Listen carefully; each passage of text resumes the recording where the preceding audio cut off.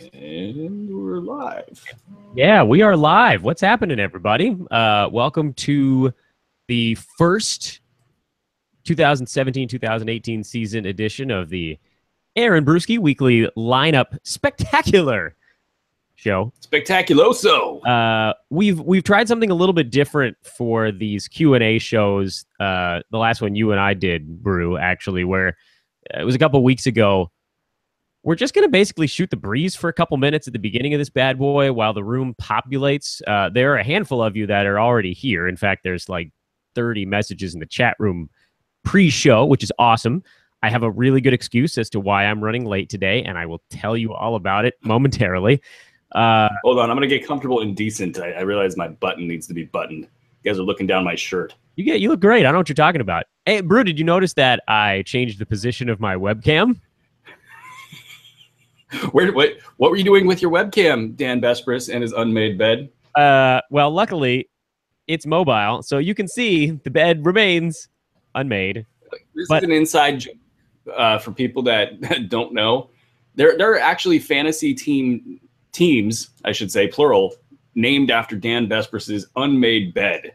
So your unmade bed has become a superstar in the realm of fantasy basketball degenerates. You mean, yeah, so that's pretty sweet, actually, because generally teams get named like a player's name and then some lame pun on said player's name. I name almost all of my fantasy teams after 1990s obscure cartoon characters.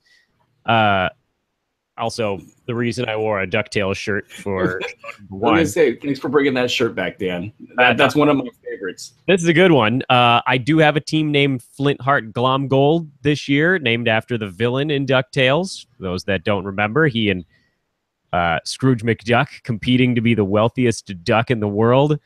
It's a wonderful cartoon that teaches kids about capitalism. Capitalism, everybody. So... get back to the poop story, Dan. Oh, well, I didn't even tell them it was a poop story yet. So here's the reason that we're running a little bit late. The initial plan was for Brew and I to get linked up on this thing at about 11. We do we have a little pre-show chat to make sure we're going to talk about the right things. That was how it started a year ago. Now we do a pre-show chat where we basically we talk about bowel movements. And today... I was late. I'm almost never late. I usually send you a text like a half an hour before showtime saying, running on time again. It's unbelievable. I'm doing it. And you're like, man, Dan, you're always on time. I love that text. I wish all of the people that worked with us had that same approach to life. Well, I mean, this is like, there's something weird about if you're in a chat room or a video chat and you're just sitting there like, where's the other guy? You're looking at your phone. You want to make sure they got the message. So today I was running late. A great launch, by the way, of our premium service. Well, it's free today, right? So this is for everybody. Yeah, we're way more professional once you've paid and it's a paid product. Well, we really zip it up at that point. Sometimes I put a button on my shirt for the premium shows. But, I mean, this is effectively Fun Shirt Friday. Hey, are we doing a show on Friday, too? Do I get you twice for these free guys? I built it into the schedule. I just assumed. I shouldn't assume, but, I just assumed. That'll be the first time we get to talk about a box score in half a year. I'm fine. I mean, man, tonight, just a great game, or games, I guess. Cleveland and Boston is just insane. I know we both took Cleveland -3, so I'm curious to see if we're winners or losers, but just so much hype. Just dabbling a little bit, right? Just dabbling. Just getting involved with the degenerate side of things that we talked about. We talked about that a lot last year and never really did anything about it. Okay, so here's the story. This is why we're late, and then we're going to crack into the fantasy stuff. Yeah, poop story, Dan. Those of you that have children, you're going to hear the story and go, yep, that's how it works. And it's happened to me before. Obviously, the kid's 11 months old now, so it's not the first time this happens. But the physics of it continue to defy logic, and that is the thing that parents refer to as a poo-splosion. Obviously, the combination of poop and explosion into one unholy word. But today, yes, Asher decided today was a day where he was going to remove items from the inside of his body with particular force, veracity, I think, ferocity. They all Fervor and vigor, Dan. Fervor, vigor, and vigor. I would say piss and vinegar, but it was worse than that. And so we were just taking our stroll, man. I throw the kid in the stroller. I got the dog on my arm, the leash on my arm, and we do the, I throw on one of my Bakersfield Blaze replica throwback jerseys, and off I go into the community. And the kid started whining a little bit on the walk, more than usual, but he has a cold, so I thought, maybe he's just a little fussy. And I didn't think anything of it. By the end of the walk, he was fine. As I was removing him from the stroller, I grabbed him, under the armpits. You get a nice 2 handful of child, and my fingers on his back felt moist to the touch. And I thought, oh man, I guess it is a warm morning in Southern California. Maybe he got a little sweaty. I left him in his onesie, and I had a little blanket over him because there's wind in the morning. And then I got a whiff of the moisture and realized, nah, this is one of those days.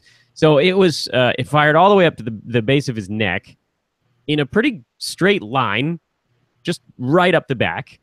And again, for the parents out there, I know we have that same moment where it's like, no. Nah. You're not mad at the kid. It's not their fault that they just ripped one right out the back of the diaper up their back. But then the next period of thought is, how am I going to get through this situation without getting feces on everything? And that is the true art of the day. And we did it. We got it. Outside of the child and the clothes he was in. And here's the key, secret weapon, doggy pee pads. You can lay one of those bad boys down, and then if the kid flops around, you just throw that son of a gun away. So doggy pee pads. That's the.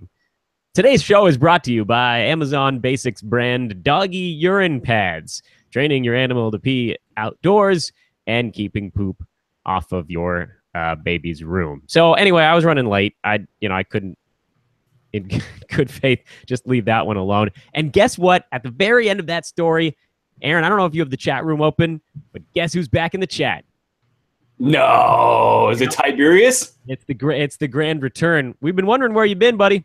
Oh my God. Okay, I gotta up my A game here. Now Tiberius is back. Oh, hey Dan, great job on the birth control, because I'm sure anybody listening to that segment is gonna think twice before having. Horrible. He laughed through the whole experience. I put a little elephant pacifier in his mouth, and he giggled as I was wiping crap off of like 40% of his body. You get, like, you're desensitized to poop, right? So basically, like, if poop, like, you could just walk up on a bunch of poop and just be like, oh, hey, that's poop. I still don't want to step in it. I handle that every day. That's kind of like your tools, your hands. Mm-hmm.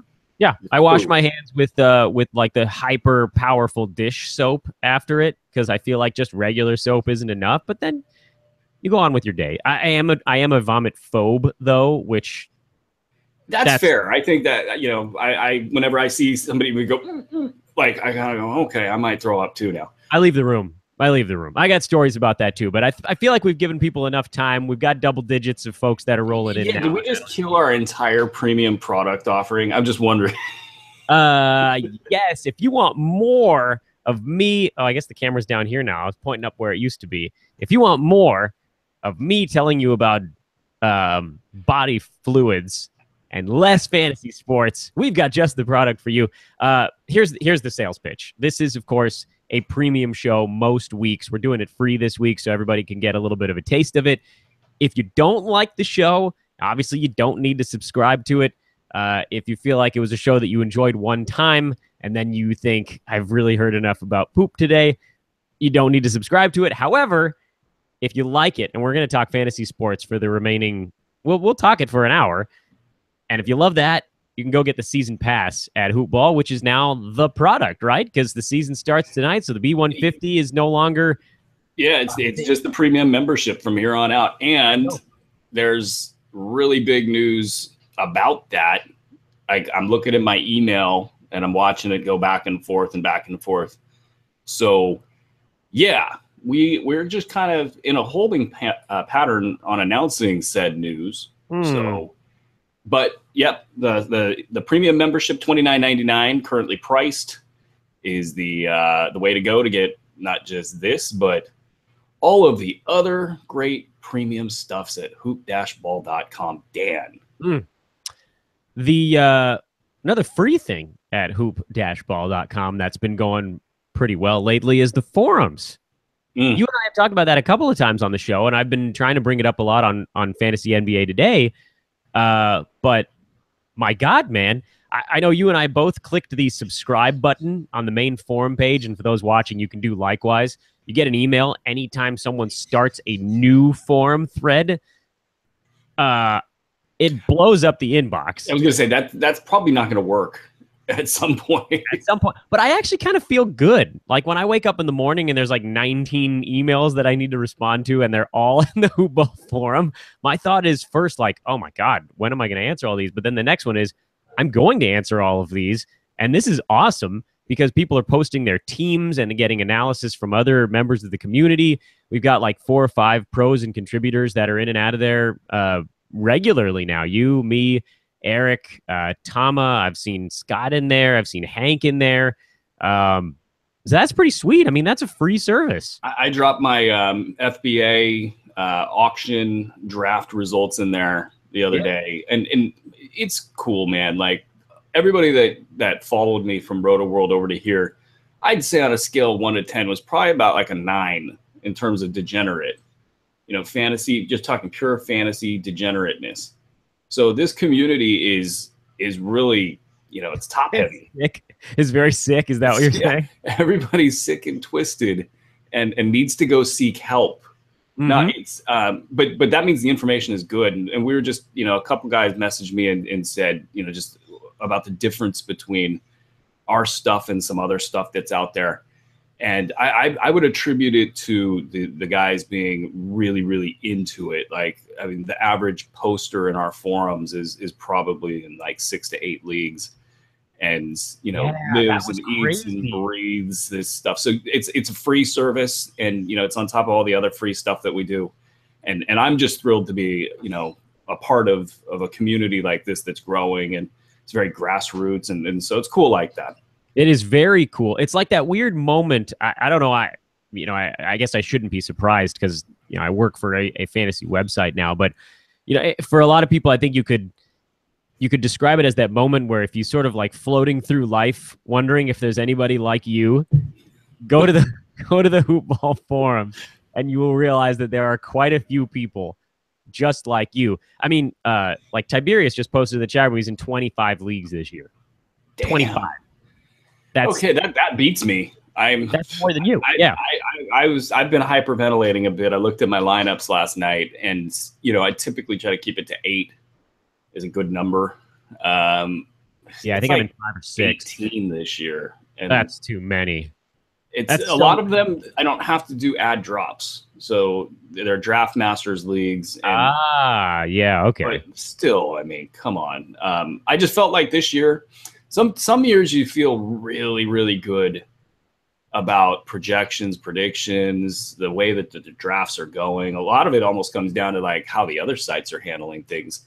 So like, you know, this year everybody's on the Jamal Murrays and the, you know, Dennis Smiths of the world, and the Bruski 150, the Hoop Ball 6 guys, you know, whether we're talking like Torian Prince, Joe Ingles, Rashawn Holmes, James Johnson, you know, these guys are just easy to get. And it's great. And it just, even like at the top end, like last night in the $30,000 NFBKC draft, I was shocked, you know, with the way things worked out and the way guys were dropping. So went really well. That meant I pushed all the chips in the middle, and I'm like, okay, I'll play 18 leagues. That's a good, actually, you know what? That's like, that's a wise thing that you've done there, because you were biding your time with your 5, 6, 7, 8 league years. You're like, listen, everybody's got fairly similar numbers on these dudes. I think I can beat these guys because I'm better at this game than them. And then this year you were like, oh my God. Well, I said it in a lot of different settings. Yeah, I said it in a lot of different settings, but this year I just felt like I got started early. I took 2 vacations. I just felt like I had a real good kind of mind body, sort of balance, so to speak, with the Last year you approach. were like basically starting hoop ball. I know you started at the tail end of the previous year, but last season going into the year was the first season opener as the head of your own fantasy site. I'll say this: you're right. There was a lot of there's a lot of heavy lifting last year, and and so we have a lot more things built this year, a lot more momentum, and all of that's good and fine. But it's kind of the same animal. This year's stuff is just more productive and probably larger in scope, and it's just as complicated. But getting started early and really kind of like, I think I got scared by the early start of the year, and it just pushed me in the right direction. And so, yeah, I just felt really good about all this stuff, the numbers, having the time to really make sure that, all angles were looked at. When you study for a test and you're like, yeah, I got that. That's how I felt this year. So that's good. That's real good. And I can't wait to look at my stat trackers. Yeah. Religiously. This is also a happy opening day, everyone. I guess we should also mention the NBA season starts tonight with a doubleheader that's going to be juicy, and also a doubleheader of baseball playoff games going on tonight. I am in the I need another television pickle part of the evening's proceedings. And happy realizing you forgot to buy your League Pass day to many of you also. I actually get fear that I have to deal with anything having related to League Pass. Are they worse than the DMV? I think they're worse than the DMV. Oh. And they're worse than like Comcast. Ouch. Who's the worst of the worst company out there? That's what have to deal with. We're looking for sponsors, by the way, on this program. So, but we wouldn't accept the sponsorship of such company because they're terrible. Who would it be? Comcast? The worst customer service call I ever had was with a cable company, so a telecom cable provider. I think it's Time Warner down here. I feel like I've told this story on a podcast where they were trying to explain to me what they believed the term prorated meant. And I was like, you son of a bleep. I have a degree in molecular biology. You're going to tell me what prorating means? Get out of here with this nonsense. This is how we trigger Dan right here. Don't try to tell me what a simple... An angry Dan Besbris is a fun Dan Besbris. Oh, yeah. Angry Dan Besbris after the Kyle Lowry incident of 2017. So, Brew, under normal circumstances, I would be introducing a show in a particular way. This is actually also going to be today's episode of Fantasy NBA Today. So hello to those that are listening via the traditional podcast RSS feed somewhere. I am Dan Besbris. He is Aaron Bruski. This available on YouTube today. We'll also have our YouTube shows on Friday, Aaron. That is through Hoop Ball Media is the YouTube channel. You can follow us there. We also tweet it out anytime we're going to be doing that. That's at Hoopball Tweets, at Aaron Bruski, and at Dan Besbris. Under normal circumstances, this show that we're doing right now would occur on Mondays because the weekly lineups are generally set on Mondays. And that, again, is a premium show. You can get that at hoop-ball.com if you want to go get the season pass. It's $29.99. Normally, and I because this show is serving a couple of purposes, I keep using this term usually, but usually we would be talking about the scheduling grid right now, which I think maybe we ought to anyway, because Hoopball has a scheduling grid that outlines how many games every team plays on a given week. That's where we would start the show, just talking about any teams that have a particularly odd schedule. And for week number 1, there's 1, 2, 3, 4, 5, 6, 7, 8, 9, 10 out of the 30 teams that have a 2-game week. Everybody else is at 3. How much is that impacting your decisions for week 1? The schedule grid, sir, is saving my. I'm Cushy? Yeah, I'm saving my ass here. I don't know why I couldn't say that on air. It makes it so simple and so definitely for premium members, you got access to that. I would just keep that open or bookmarked and get that up on your screen. It's a weird week. It's like there's, a couple websites have some trouble with the displaying Monday's games as a part of their schedule. And so you might be looking at this and thinking you got guys with 4-game weeks, but they're really 3-game weeks. And so for me, kind of cutting through all of that, the schedule grid's been great. Also, just for planning, obviously you can enter in your league's end date and you can get a good idea of what the playoff picture looks like for your team. So yeah, schedule grid locked, ready to go. Let's answer some questions here. All right. Yeah, we'll go straight to questions today because, week 1, so you're not like pouring over your guy that has a 2-game week or 3, or are you? That's what we're about to find. You are. Jim Collins, first into the chat room. Our buddy Jim, who, by the way, still holds the title for getting the most people to review Fantasy NBA today. 5 stars to you, Jim. It begins, he says, hello, gentlemen. Hello, Jim. Gary Harris, Josh Richardson, Smokin' Joe. Got to pick one in a 10-team 8-cat league for week number 1. Smokin' Joe, big ol' stogie hanging out. The only one of those 3 guys who has a 3-game week. Bruski starting it off the right way with 3 guys you like quite a bit, and you got to pick only one of them. I forgot that I got to write stuff down. Richardson. Get that pen and paper ready. Jay Rich, Gary Harris, and Smokin' Joe Ingles. All right, so Smokin' we're Joe. looking at Denver with 2 games, Utah with 3. I think this is going to end up being Smokin' Joe, and then Richardson with 2 games. Well. Yeah, this is about just a lot of these questions are going to boil down to we've got our season-long predictions, and really it's going to have to be a specialized circumstance to move off of those. So we're looking at Smokin' Joe as a top 50 guy in a pretty reasonable scenario. So with that, we could call him a top 75 guy getting 3 games. I just don't see any real choice here. Throw Smokin' Joe in that lineup. So just to put a brief pause on the questions, and we do have a lot of them, so don't worry, we're going to get right back to it in a moment. On a week like this, where there are only 2 different schedules, really. You have a 2-game week or a 3-game week.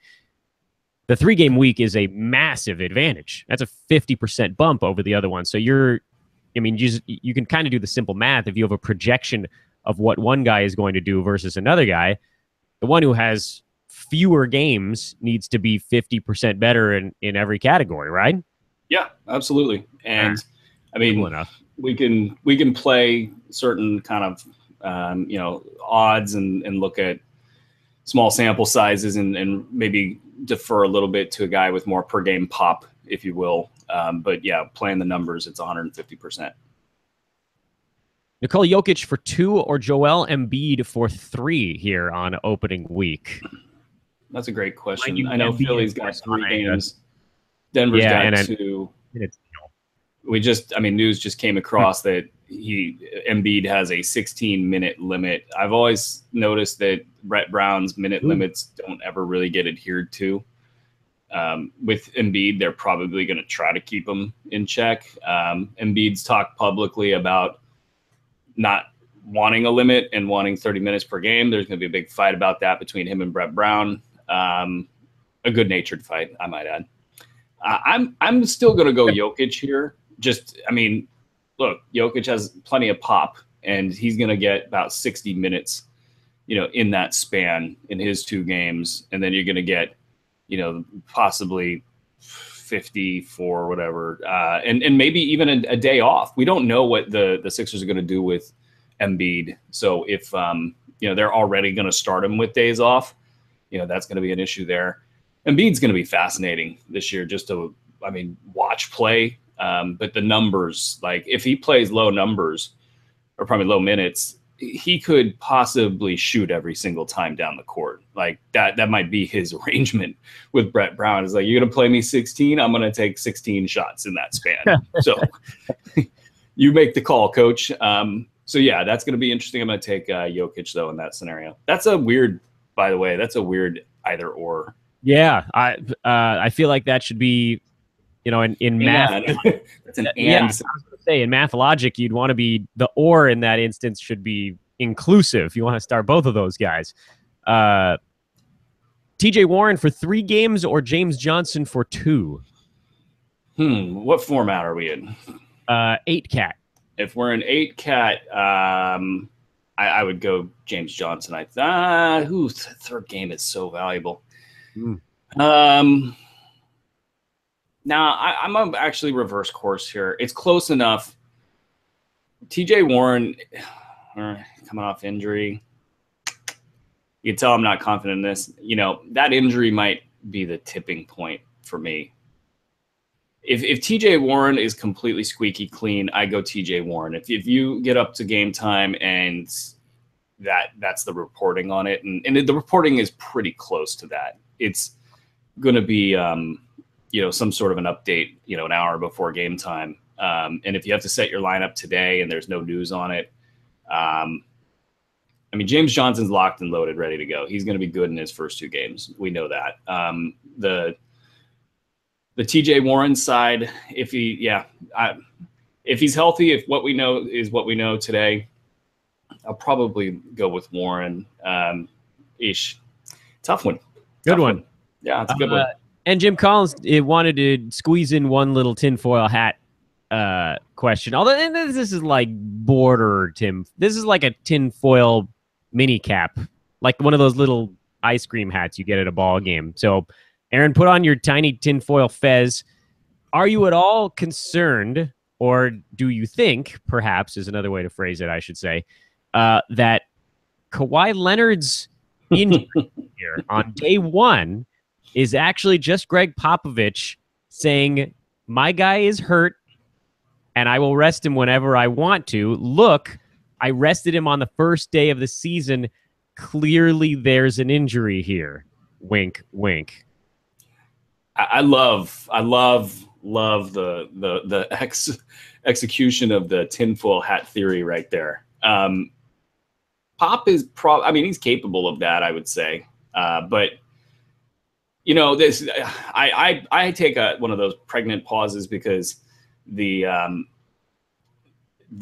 am so invested in Kawhi right now. In the big money auction draft, I spent $38. Obviously, he's going to go for 50, in that ballpark if he's healthy, and we never heard any of this. So I've got him there. He fell to me in the second round of the main event over at the NFBKC last night. So I'm hoping that this is just kind of, we noticed some pain, and it's game number 1 of 82, and we're gonna, just be very, very safe here. I don't think we can put much emphasis on that kind of a theory, but all we can do, I think, is just wait and see, because all we know right now is that it's 1 game. If it's, I think the theory that really propelled me to want to take a risk and, get the distressed asset was, if this was really serious, I felt like Woj would have broken news by now. And Woj has great connections in San Antonio, as he does all over the league. But, that was the thinking there is, there's just not a ton of reporter attention on that topic.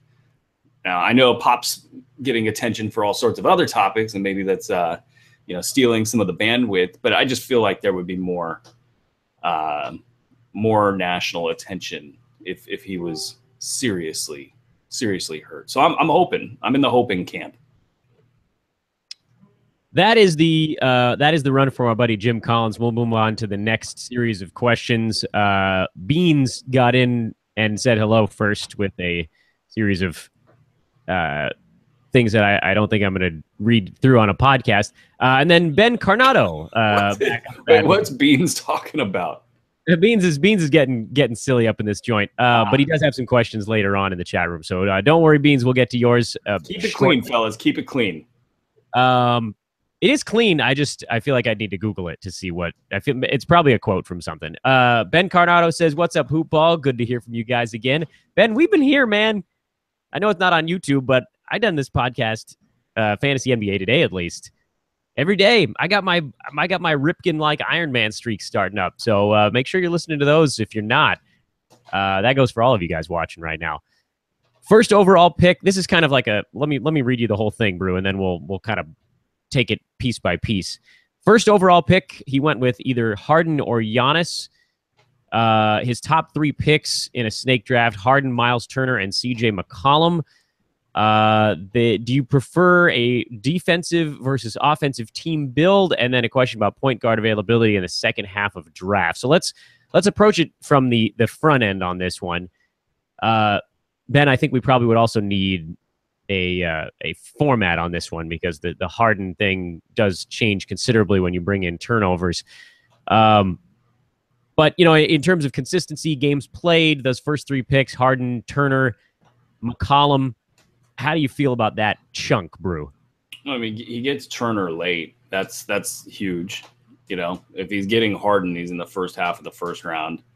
So it means he's getting Turner in the back half of the second round. Yeah, first overall, actually. So he gets Turner real late. Yeah. And McCollum's a really safe third round pick. I mean, if you get McCollum in round 3, you got to be pretty thrilled with that. So yeah, I think it's a great start. And the formats matter with Harden, obviously. But yeah, I think to his point about defensive build and what every draft takes on a life of its own. And I'll say this, B150 teams are typically defensive heavy. And it's just something I think for people to kind of realize and know. But by the time I had done my 10th draft, I had already kind of figured out the rhythm, what was available and starting to address, okay, hey, I know I'm going to need points, assists, and probably rebounds.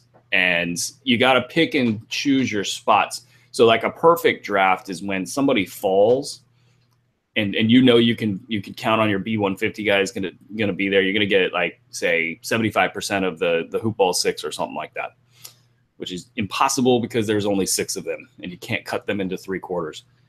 You're going to know that maybe you got to take a chance on somebody that addresses your deficient categories. And also big men were tough to come by with the B150. So, because the third round, there's really no good targets there. So I think what you try to do is, that's why Embiid was such a great, when he fell to me in third rounds, and I knew that big men were kind of hard to come by, to be able to take that risk with all that upside and know that, well, if it doesn't hit, I'm still screwed, I'm going to have to be looking in the 7th and 8th and 9th rounds for, these blocks and boards guys.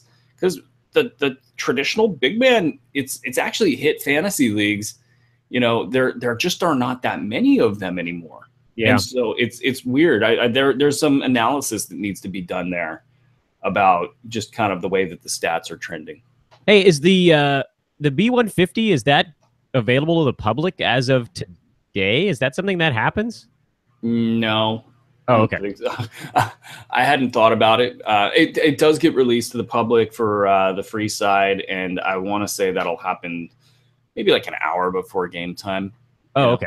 We want to make sure our premium subscribers, have that level of protection, where it's not just out there and destroying everybody's drafts. When we sit on our Friday show, I can ask you sort of like a B150 freebie stuff, and you can talk about it then, because I've been trying to make sure we didn't get into that on everybody's done a great job this year protecting the picks. I mean, it's hard, and we do it's a tough little dance that we do, because we want obviously to look good for the picks, and at the same time want to protect the picks so you guys can actually get some value out of them.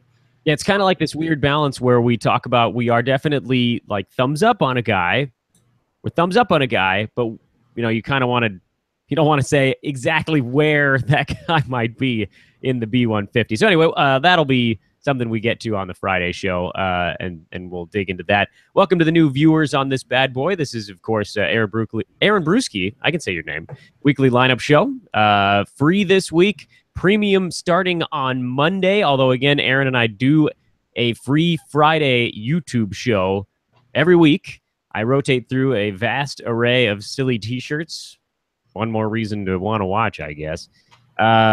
Okay, so here's a follow-up question that I'm going to ask myself on top of Ben's thing.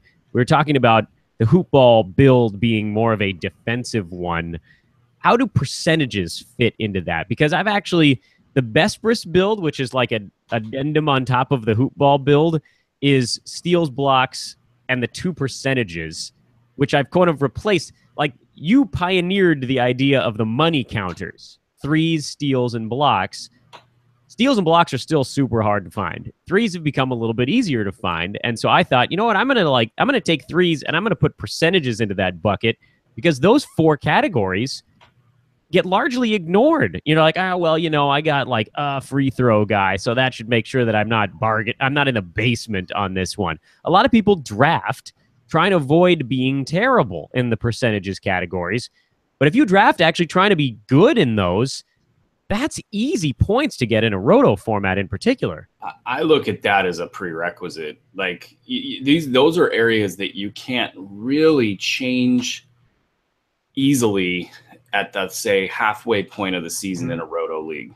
You're really just the weight of the season has hit you, and it's kind of hard to react. Even like the nature of the numbers, you're sitting there, you go through a quarter of the season and it just feels like, probably we haven't even hit the holidays yet, and you just haven't even thought about the concept of the season ending. You just drafted the other day, and the numbers start to get heavy really quick after that point. So if you're like, oh, I'm getting a 2 in the field goal percentage department, and you're like, I need to do something to address this, it gets really hard to do that. And I don't think owners think like that. So I just look at, I got to get a 7 or an 8 in those categories no matter what, so I don't have to worry about them. It makes it so much easier to win a league if you're piling up like anywhere from 14 to 20. Oh, I guess a 12-team league. Let's say anywhere from like 15 to 24 points in the percentages. It sets you so far ahead in those. There's very, very, very few teams I've found, at least in the roto leagues I'm in, that are good at both. Yeah, it's like either one or the other. I think you get into the kind of the week to probably the head-to-head sort of conversation here, where people don't really. I feel like the percentages are complicated, and they just kind of look at them and like you said, they go, well, as long as I'm not terrible, I'll be okay. But it's a category. It counts the same as points or whatever else. And so for you, to kind of dismiss it, you're really just saying to the opponent, here, have a category. And so I think you, and as far as like builds go, the percentages are also a part of the B150 builds. Of course. So for me, it's again looking for points, rebounds, and assists. And so like a guy like Tim Hardaway was, if I could, and it didn't happen much, and I was bummed. If you could get him, you're looking and you're going, his percentages, even though they're not the best and they're pretty heavy, they're not going to hurt me because I've got percentages more or less figured out everywhere else. And the fact that the steals and the blocks aren't there, that's not hurting me. So there were key guys. Harrison Barnes, I've mentioned a couple times, where you don't like them in a vacuum because they don't have the money counters or the defensive stats or whatever their flaw is, but they could be very complementary of a B150 build. So you just had to kind of hope that you got 1 or 2 of those guys that really fit. Ben's question. Oh, by the way, I want to steal a line from Eric Ong, who I thought made a really good point on the percentages in a build, when he said, what if a guy on your team gets hurt in a weekly format or a daily format in a head-to-head league in particular, and suddenly you find yourself really in trouble on things like points and threes and assists. Let's say one of your guards goes down. If you're a good percentages team, the loss of that player has a much smaller impact on your club than if you had already given up on one or both of the percentage categories. That is to say, let's say in his hypothetical scenario, you were going to defeat your opponent 6-3 in a 9-category league if all of your guys were healthy. Well, this is the classic conversation about head-to-head leagues, where people look at like Otto Porter and they have their roto ranks and then they have their head-to-head ranks. If we control for playoffs, or non-playoffs, or how you're approaching the end of the season, so you don't have to really look at if all the factors are the same and we're just looking at Otto Porter in a roto setting versus him in a head-to-head setting, they see, the lack of big numbers, even though that's changed over the years. And they go, well, he's better in roto than he is in head-to-head. And it's just not true. You know, his impact in the percentages is just as important as his impact in the points and the threes and everything else that he has going for him. So it's a weird conversation, I think, because people have to do a little bit of math. But I just don't believe that there's much, if any, value change between the two formats. Yeah, I would say it's easier to punt in a head-to-head league, but I still don't think it's necessarily a good idea. Ben's final question was, do you feel like there are a lot of point guards in the second half of the draft? I think there's a lot of point guards in general. I don't think there are a lot in the second half of like an intermediate or above draft. I think they start to dry up around round 8, round 9. So what you get though after that is you get a nice couple of combo guards. Jordan Clarkson and Tyler Johnson have been available after round 9, and they can give you some sort of point guardy stats. And again, they actually fit the B150 build pretty well, even though in the case of Tyler Johnson, his defensive numbers are pretty good. But yeah, no, I just think that, you know, George Hill was kind of the last point guard to fall, and he landed on a couple of my teams where it's like, okay, it's round 10. You know, George Hill could put up, you know, early round numbers, but I have my worries there. I think the offense in Sacramento could be a complete mess. Could be. Well, if they keep running it through Willie Cauley-Stein, I don't know what Sacramento did, but they just aren't allowed to have nice things. That's our motto in working in minor league baseball too. So that's nice. There's a parallel there. Okay, let's move on to Giannis. I think I'm pronouncing that right. It's got the accents and the lines and everything on the letters. Giannis, I'm not going to attempt your last name, but if you feel like you want to put a pronunciation guide in the chat room, I will read it, because as a broadcaster, I really like pronunciation guides. How does Hoopball's view of Jamal Murray change after the Jameer Nelson cut in Denver? I mean, it has to, right? It was a great question. I actually assumed that Jamal Murray was going to be the lead dog anyway with Jameer around. I was more concerned, I guess, for Moutier than I was for Jamal Murray. I would bump him up by a minute or two from where I had him, you know, previously, and that doesn't really change much. That's it's still just a question for Murray of how he's going to get touches, how his stat set is going to help him or not help him. I was able to take him in one draft that's not even worth mentioning here because the format's so weird. I really like the player. I think that he could be phenomenal. He could take a leap forward this year and still not pay off for owners. So there's a ton of Jamal Murray hype out there on the internet. We're going to differ from that, and we'll just see where the chips fall, I guess. All right, well, let's talk about another chip falling onto the bench against his will, and that's Eric Bledsoe, who didn't play for a long stretch last year. And Giannis is asking if you think a guy like Bledsoe maybe goes a little under the radar because of all of those rest things and injury things in previous seasons. The league has has a longer schedule, so, you know, nicks and bruises should be less of an issue. There's punishment now for healthy rest days. Do you feel like Eric Bledsoe could end up being a little bit of a value this year? I was thrilled when Bledsoe fell to me in drafts, especially dealing with the 3rd, 4th round issue where the talent kind of dried up sort of toward the end of the 3rd round. So, yeah, and especially it's funny, like the James Harden foul rule. James Harden's going to have so much of a harder time on that particular play because it's been named the James Harden foul rule. And with the resting, the Suns just were so blatantly bad about it. So it's going to be harder for them to do that with Bledsoe as a result because the spotlight's on a little bit. All that aside, I mean, the only thing that really worries me about Bledsoe is him getting traded to a situation where he's maybe not, you know, quite as good. I really don't think you can take a player of his skill and his athleticism and put him into a 25-minute role, though. You know, he might find himself in like some sort of like 29, 30-minute role, really having a lot of pressure pushed on his touches, and still, probably producing more like a mid-rounder than an early round guy in that scenario. But the Suns are terrible. Tyler Ulis is going to get over 25 minutes a game with or without Bledsoe around. So I think he's going to have a big year. And again, health is the only concern there. And I don't know, it's these guys that get dinged like that tend to not be drafted as high as they should be. Think like Brook Lopez. You're like, man, this guy's not going to stay healthy. And the reality is that most NBA players play over 70 games a year. They don't all get hurt and they don't all follow their injury trend lines. Hell, Anthony Davis played more than 70 games last year. Yeah, that was fun.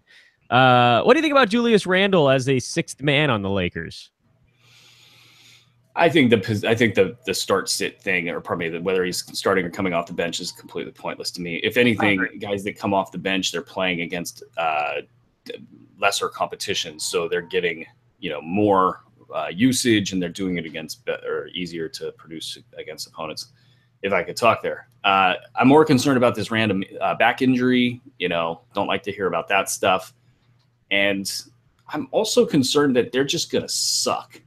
Your Lakers are going to be terrible this year, Dan. Yeah, better than last year, though. And I think that could lead to some frustration amongst the players. Like, Lonzo Ball does not look good. And so how does that impact Brandon Ingram? And if Ingram's sulking, is it just like the wrong kind of vibe? Maybe they're all waiting for, the Banana Boat crew to show up and take all their uniforms and nobody's just on the right page. I don't know. I got Randall in like one draft, kind of like the player, but also concerned about the situation a little. He's a popcorny fella, isn't he? I think he's going to take a step forward in the percentages, though, and that'll help. I think he'll get better with the turnovers. If they had one less player, and it could be even like Kyle Kuzma's fault. Kyle Kuzma is going to get minutes this year. Whether or not he's a good fantasy pick is another question, but. Yeah, probably not enough minutes. Yeah, it's crowded right now, so it takes a little bit of the breakout potential away. The Chicago Bulls is our next destination in the chat room questions, and this is about Markkanen. Am I pronouncing that right? Lauri Markkanen? Sure. Is he going to see any time this year? Were you going to throw like a Swedish accent on that or something? No, I just wanted to make sure it wasn't like Markkanen. I don't know. I went with Markkanen. I think it's Markkanen, and I think that Markkanen he could be like Porzingis when he was a rookie, and everybody was like, including myself, was like, Porzingis is just gonna get pushed around and he's gonna suck, and maybe worth a late round pick, that type of thinking. I don't know, man. I don't see it. His defensive numbers are really atrocious. There's the stat set sucks, and then he's got to be good, and then he's got to change his stat set. And the Bulls are the place to do all of this stuff. But they're actually, to kind of take that back a little bit, you got Robin Lopez there. He's going to get his 27 minutes. That's not changing. Mirotic is going to push 30. And, from there, you're asking yourself, okay, Bobby Portis, Felicio is going to get his minutes, in my opinion. He's going to I think he'll be a part of the rotation. And then Markkanen will have to earn it from there. Markkanen could easily be playing like 15 minutes a game to start the season. And you're sitting there going, okay, I just can't hold this. And that's the other question, is if you do hold it, is there upside potential with the stat set? If I picked him, which I didn't, I'd be looking real close at the steals and blocks. And just, if he's getting 15 or 20 minutes per game, ask yourself, okay, at 30 minutes per game, are those steals and blocks doable? And his Cantor, when he had been hyped up, and I hyped him up. That was my fault. He responded with like a 0.5 steals and blocks per game, like something like 30 minutes a game or some god awful number, and it killed his value. And you're sitting there going, didn't think he could be that bad at steals and blocks. You could like accidentally block a shot every once in a while. You'd think so. But no, he couldn't. Terry Collins asks a very important question. I'm glad we have a different answer this year than late last season. Terry says, do you guys by any chance have a DFS podcast? Great about question, Terry Collins. Almost like we Yes. planted you there. We didn't, but we should have. I know, right?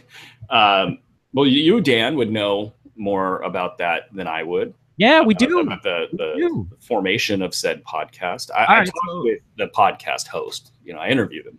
Yes, you, Aaron, you brought him into the fold. I've been sort of getting him up to snuff. I came away very impressed with this young man. I think he's going to be doing some good things. I'm pleased to see kind of his trajectory. He's a hard worker. Dan D, we call him here, because we got how many Dans do we got now at hoop ball? Like 5? I don't know, man. We come at you in waves. So yes, the answer to that question is yes, with sort of a caveat. The show will be free on the DFS Today podcast page. We started that show last year, and it's been dormant for a little bit.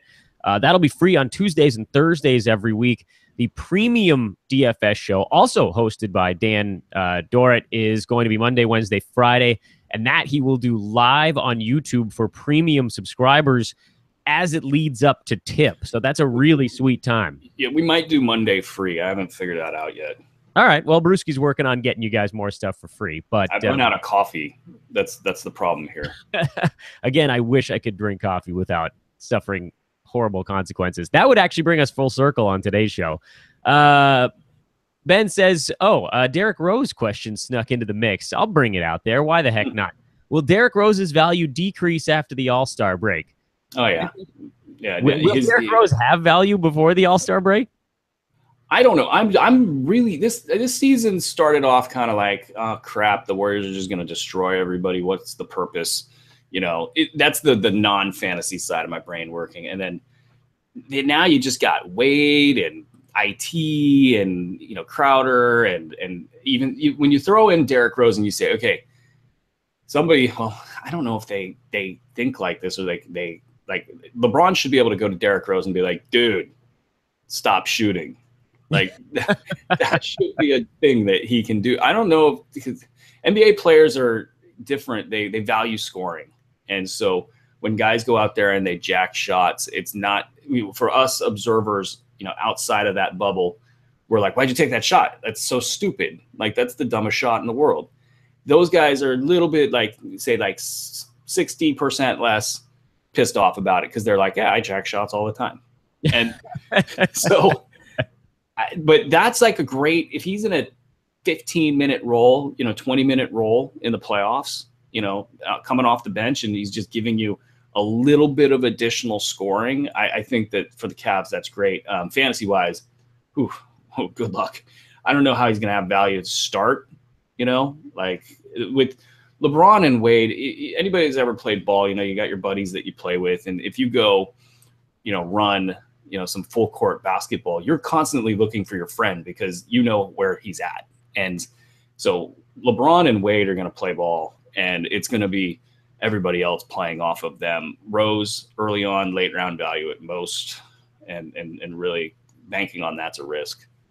I forgot to mention a couple of hellos. There is now Frank, who you think used to be like the cowbells, or me and DeCang. Oh, now it's Frank, me and DeCangs don't talk no more. What's up, Frank? We got, who else haven't I said? That's such a Kings fan handle right there. Jazz fan said, I signed on and heard the words doggy pee pads. Did I miss something interesting? The answer to that is a resounding yeah. Go back and watch the show from the beginning. The best TV that's ever been put together. Mm-hmm. Blurry Dan talking about dog pee pads. You'll want to know how we got to that point. Tiberius, let's knock out a Tiberius question here. You got a few, I think, mixed in. Yeah, we thought you were dead, Tiberius. We were pretty worried about you. I started to scour the bottom of rivers to see if there was Tiberius. Welcome back. Pick one of the following 3, Brewskis, putting you right on the hot seat. Norman Powell with 2 games, Don McCare with 3, or Kelly Olynyk with 2. How many did Powell have? Powell's got 2. And that's Norm Powell, not my favorite Dwight Powell. Powell is somebody that should be at, like your 15th, 16th pick. I was watching the Mavs play, and it kind of looks like the light bulb has gone on. He's moving, without kind of being a deer in headlights, that type of thing. Norm Norm. I'm not a big Norm guy. How many games do you have? 3? Just 2. Just 2? Yeah, I'm not a big Norm guy. I just the stat set is an issue there. I guess if your punting is deficient areas, then yeah, he's going to get minutes. I like the player. I think he's going to be good for them. Don't count out Dallin Wright though to push Norm on minutes. So answering the question here, Thon's got some weird stat set issues of his own, and I don't really know where that stat set's going to spin out. Like, he's so rangy. Like, he theoretically can be a great steals and blocks guy. He should theoretically get a bunch of rebounds, and maybe even tighten up the percentages. I mean, he shoots threes. He's going to probably trend less towards the high efficiency of, say, somebody like Clint Capella or DeAndre Jordan, somebody like that. So even with the third game, I'm not doing it. I'm going with Hoopball Sixer, Kelly Olynyk. That's right. We did give him out for free. He's got a ton of momentum right now, where the Heat are trying to find ways to get him minutes.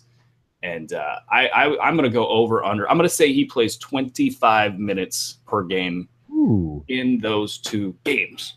Dang. 50 minutes. All right. Kelly the Canuck it is. Chung Lambs has an error message, but I did want to take a moment to say, hey. Tiberius says, how concerned are you about Pat Beverly's knee? He's wearing a knee brace already. I mean, isn't Pat Beverly like perpetually you got to know getting into the Pat Beverly business that he's going to play himself into an injury. Yeah, real quick, if anybody's getting an error over at Hoopball, when the traffic wave of 2017 washed across us, that you have to just clear your cache. That's I think it's just for YouTube, and it seems like everybody's been okay when they've refreshed the page. Well, I wanted to say that because I've probably answered about 200 emails on I can't see my stuff, and I just have to reply. I got to copy paste this somewhere. Clear your cache, you'll be good. Pat Beverly, if the question is should I start him or not? Are you concerned about him? Is he a guy that injury worries? I'm always concerned. He is the type of player that's going to play himself into an injury, and they have good kind of not great, but they've got some decent depth at guard, so they're going to have people to spell him with. A lot of abdominal injuries, groin injuries, hamstring injuries. He's a mess. So that's he had a great year last year, and he's typically a hoop ball guy. And he definitely should have won Defensive Player of the Year in his first season. And he's not quite ever gotten back to that level. But, yeah, he's somebody that I think if you have him and he starts playing well, that's time to trade him time. Tiberius, he's got a start-sit situation on his hands here. Jerian Grant or Karis LeVert. Karis, by the way, has 3 games. Jerian only has 2. It is an 8-cat format. By the way, we're going to lightning round after this. We just struck 12:30 on the Pacific Coast. So this is the final non-lightning round question. No, let's make it a lightning round question. Jerian Grant, he's got the minutes. I said that, and then I looked at the next question. I realized this is going to be a difficult lightning round question. Well, I replaced the previous one. So we're slotting this one in as our replacement, as our designated non-lightning rounder. Jazz fan says, please explain Joe Ingles to us. It's the greatest question I could have possibly said. How amazing is that format? He looks like, I think his name's like Riss, the actor, the guy from The Replacements, the football movie starring Keanu Reeves as Shane Falco, who I named player Joe Flacco after when I won $30,000. I had my roster for fantasy football in 2009. And I named him Joe Falco, and then I won. Does that answer the question, Dan? Yeah, sort of. I guess. I mean, not at all. I don't know. No. Okay, here I'll get serious for a second because we do have to keep it moving. Go ahead. So he is okay. So when Ingles jumped on the scene initially as a sort of D-League call-up guy, he would have these games where you're like in 20 minutes he's bringing back top 150 value. And it happened more and more frequently. And so when he was pressed into action, he would end up on our squads. So he got the nickname Smoking Joe because he looks like the kicker from the replacements, and you can see him running around an Australian basketball court, smoking a cigarette and punching people. And that's why we call him Smoking Joe. And he has been great. I mean, like last year, he was awesome. I mean, shoots nearly 40%, I believe, from three. Actually, he's better than that. And he steals the ball at a very high rate. But what we saw in the playoffs and late last year is the Jazz actually use him as a point guard, more or less. He was defending Chris Paul in the playoffs as, really that's just an insane assignment. And he was doing a good job with it. So he's going to get 30-plus minutes this year.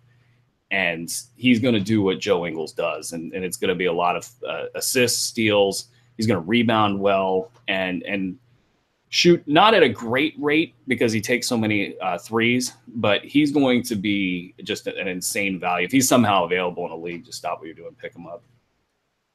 I think that probably answers it. He was not my story about Shane Falco. I think that's maybe the better answer, but probably not the one that everybody was looking for. Do you have an idea of how many assists you're expecting from a guy like Ingles this year? 3 to 4? Yeah, exactly. I don't have the number right in front of me, but it's pretty much like, I want to say like 3.5. Who do you think's winning Rookie of the Year this year? Oh, that's going to be Dennis Smith. He's going to he'll run away with it. If not Smith, it's going to be Donovan Mitchell. Kyle Kuzma. And I swear to you, the Lakers will sell the Lonzo Ball. The Sports Center will sell the Lonzo Ball.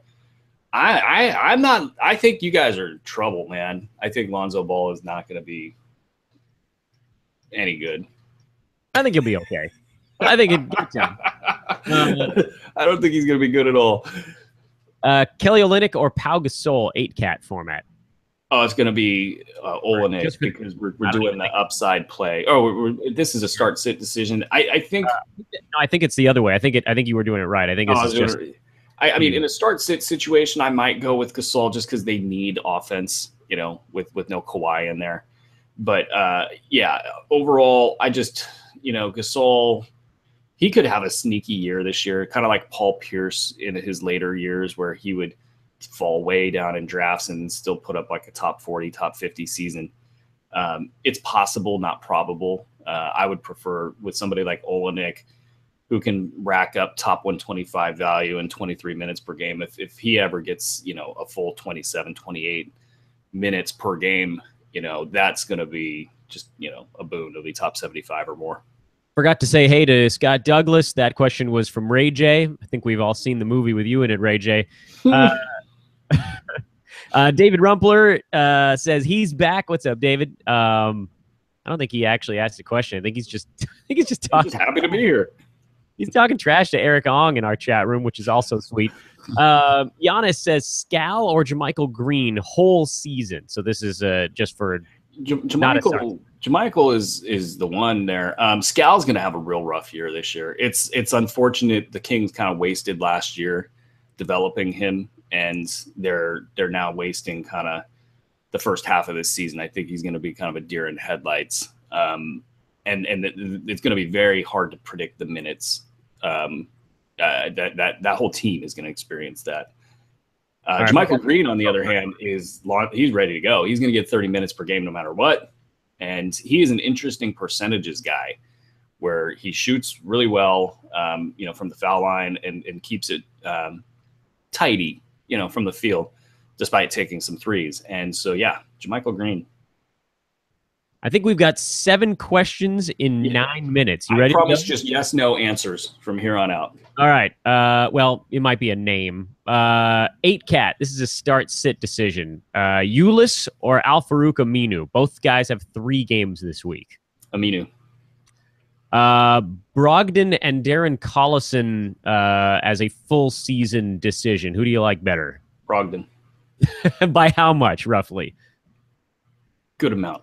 Okay. Gorgie Jang, is he going to start? No. Is he going to? It doesn't matter. Oh, that's good. That was the follow-up. Is he going to be okay? Otto Porter versus CJ McCollum. McCollum. Will someone regret making the opposite decision in a big way, or is it close? On that decision? Yeah. They will regret that for the rest of their life. They'll never recover. Jamal Faruqi, that's a name I don't think I recognize. What's up, Jamal? Good to have you around. We'll give you a full question here since you're new to the mix. Aaron, your thoughts on Willie Hernan Gomez this season? I love it. I think that there's, a lot of confusion right now. It helped him fall in drafts. I think betting on him to get 25 minutes per game is a solid bet. Enes Kanter is, I think, also going to have a good year. And I think that, he's a durable player. So you're really looking at those two, and Porzingis is really commanding the minutes in that front court. Porzingis is obviously an injury risk. If anything happens to him, that would be great for Hernan Gomez. So, yeah, I think you just kind of peg him as a 24, 25, 26-minute guy, and that's going to bring you back top 100 value at a minimum. And then you just, hope for more. Kyle Raposa says pick 2 of the following 4. You got your pen and paper ready? I do now. Jeremy Lamb, a longtime Bruski favorite. I've seen the Jeremy Lamb fathead on your wall. Justin Holiday, Nikola Mirotic, Kelly Olynyk. Not a bad 4, actually, to have to pick from, but how do you choose 2? How do you choose 2, I ask? They all have and 2 concentration. They're all 2 gamers? Okay. This is tough. I think that you're looking at, they're playing really, really well. Holiday, Olynyk, man, that was a tough one. Lamb might be hurt, right? So does he ace himself out with that? No, he doesn't. He says he feels great. I don't know what the deal was with that. He said he couldn't run, and then he feels great. So something's kind of weird in the translation there. But looking at pure minutes, Lamb is going to play 30 minutes, I believe. Holiday will get 30. Mirotic will get about 25. Olynyk will play about 24, 25, 26. I'm going to go with Lamb and Holiday, but if you're feeling, a little lucky, you could toss Mirotic in there and hope for one of those patented explosions. Oh, I do. Giannis says I got his first name right, so now I'm going to... He says don't even try the second name, but I'm going to instead. Nikolaev? Giannis Nikolaev? How close did I get? Let's see here. Brew, you made Beans feel a little better about having Bledsoe on his team. What do you think about Kyle Kuzma? Is there any world where he could see enough time to be relevant this year? Because he looks good, but he's in a log-jammed end all log jams out there. Yeah, they're going to bring him along slowly, I think, more compared in relation to what everybody wants in LA, which is like 30 minutes a game or something. So, yeah, you're I think what you want to do with Kuzma is wait till he gets dropped, by his current owner, and then pick him up in, like, say, mid-November, mid-December, that kind of a range when injuries strike and he's, pushed his way up in the rotation. The Larry Nance injury, will probably hit in December, and that will free up a little bit more time. So I wouldn't have him right now, but sometime, maybe even when the calendar flips, would be the good time. You think Chris Dunn can average 5 assists and over 40% shooting this year? When you throw the percent thing in there, that's a complete mess. Where's those Chris Dunn people at? Where are the Chris Dunn people at? They've been pretty quiet. There was this Chris Dunn crowd that was absurd last year, and I don't hear them anymore. They were coming in hot. They were with the hot takes. I think the 5 assists are also problematic. I don't have my projected. I guess I'd look and make sure I didn't predict him for more. He's in a great situation, obviously, but it's tough because other people got to make the shots. That's one thing, and then he's going to have to stay on the court and be effective enough to get there. 5 assists is harder than people think. Yes, it is. 5 assists is a pretty good number on that one. Joe Ingles or Taurean Prince. I don't know if this is a start sit or just on your team. Taurean Prince. Markieff Morris stash versus living, breathing Dwayne Dedmon. Hey, real quick on Taurean Prince. I don't want to see all this, like, when he blows up these other sites. He was our guy. We had him all the time. No. That's all I have to say about that. Yeah. Well, I think I mean, people know. People know. Enough people know. Lord knows we do. I'm speaking mostly rhetorically. I could probably care less. Yeah, we got good stuff going on around here. All right, so living, breathing Dwayne Dedman or stashed and injured Markieff Morris? Man, I really want to predict more for Dedman. When you know that he cannot, or he has not been able to stay on the floor, and it's because of the offensive game. So no, I'm going to go Markieff Morris here. He fell in drafts, and the injury is, it's taking a little bit longer, and you kind of hope that it was like a non-injury, maybe relating to his court proceedings. But it does indeed seem like he's hurt. But still, top 75 guy when he returns. I think if you got top 75 out of Dedman, you'd be pretty happy. I'm going to Chong Lam with the ultimate, if you had to pick a point guard who can't shoot question. On your fantasy team, Rajon Rondo or Chris Dunn? No, it's Rondo.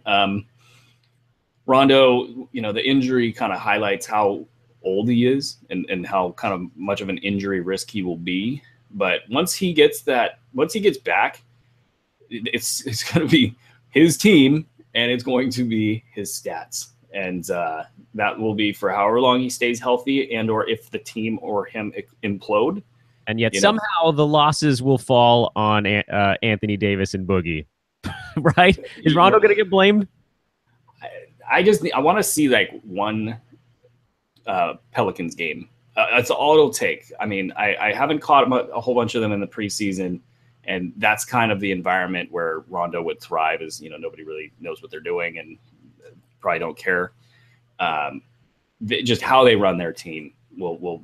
I can tell you how many wins they get based on one game. Cody Zeller versus Kelly Olynyk this week. They both have 2 games. I'm going to go with Cody Zeller here. Really? I think that surprised the hell out of me. Yeah, well, here's the thing. His game is pretty consistent. So, like... But what of the Dwight vacuum? It's going to get flipped to on. Nice.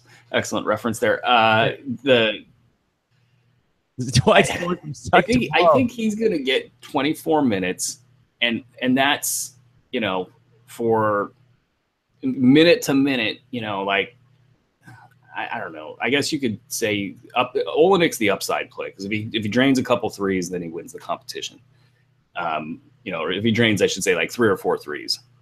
He wins the competition just kind of outright.